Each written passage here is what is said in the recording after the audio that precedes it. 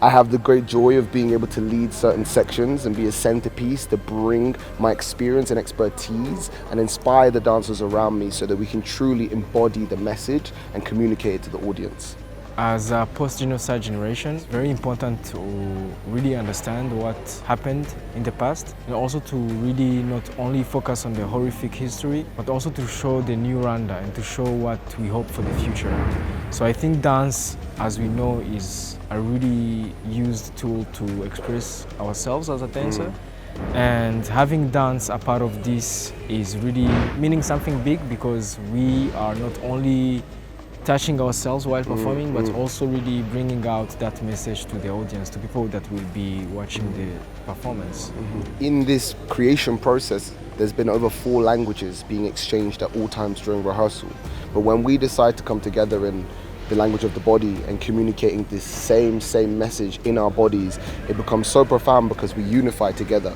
And it doesn't matter if you speak English or Kinyarwanda or French, we're all speaking the language of the body and we're all communicating the same thing at once, and that's so powerful again.